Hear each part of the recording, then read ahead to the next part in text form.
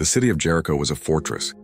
Its walls rose high above the desert plain, thick enough for homes to be built into them, ancient enough to have seen kingdoms rise and fall. No army had breached those walls. No enemy had walked through those gates uninvited. And yet, on a quiet morning outside its border, an army stood, not to attack, not to set up siege weapons or light fires. They stood in silence, holding trumpets made of ram's horn, their sandals pressed into the dust of the Jordan Valley. They were waiting for a word from God, and God had already spoken. Before any march began, before a single trumpet sounded, God sent 2 spies into Jericho. Joshua, the leader of Israel, gave them one mission: go in quietly, look around, come back with a report. But nothing in Jericho was quiet for long. The king of Jericho heard that 2 Israelite men had entered the city. He sent soldiers to hunt them down. And in the chaos of that search, the 2 spies found themselves at the door of a woman named Rahab. Rahab was not a soldier. She was not a priest or a judge or a noble. She was a woman with a reputation and with a decision to make. She had heard the stories. Everyone in Jericho had. They had heard how God parted the Red Sea for Israel, how he had defeated mighty kings on the other side of the Jordan, and the people of Jericho were afraid. Their hearts had melted like wax. But while fear paralyzed the rest of the city, Rahab chose faith. She hid the spies beneath stalks of flax on her rooftop. When the soldiers came knocking, she sent them in the wrong direction. And when the coast was clear, she made a deal. "I know that the Lord has given you this land," she told the spies. "Promise me that when you take the city, you will spare me and my family." The spies agreed. They told her to hang a scarlet cord from her window, a mark that would save her when the time came. She lowered them by a rope through her window, and they slipped away into the night. When the spies returned and gave their report, Joshua knew the moment had come. The Israelites crossed the Jordan River on dry ground, another miracle, another reminder of who was leading them. And when they reached the edges of Jericho, God spoke directly to Joshua. The instructions were not what anyone expected. There would be no battering rams, no ladders, no catapults.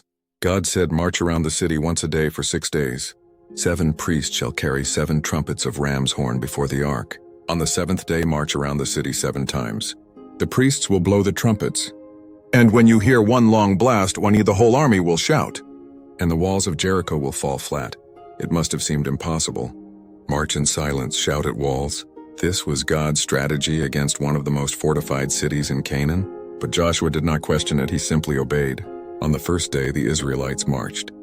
Armed soldiers led the way. Behind them came 7 priests, blowing their ram's horn trumpets in a long, steady sound that echoed off the walls of Jericho. Behind the priests came the Ark of the Covenant, the sacred chest that held the tablets of God's law, carried on the shoulders of the Levites. And behind the ark came the rest of the army, trailing in silence. They circled the city once. Then they returned to camp. Inside Jericho, the people watched from their walls. They whispered to each other.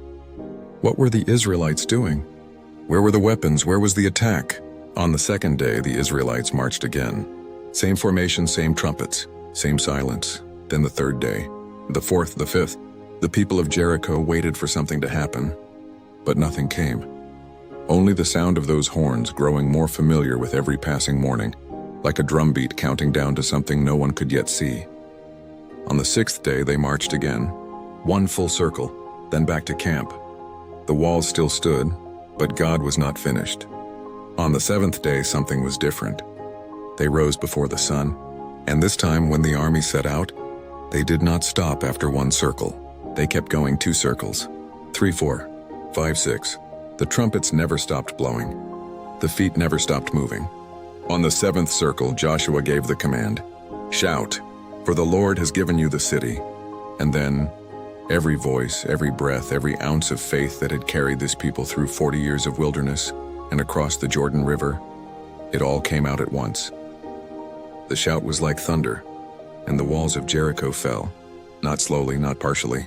They collapsed, straight down, flat to the ground, as if the earth itself had swallowed them.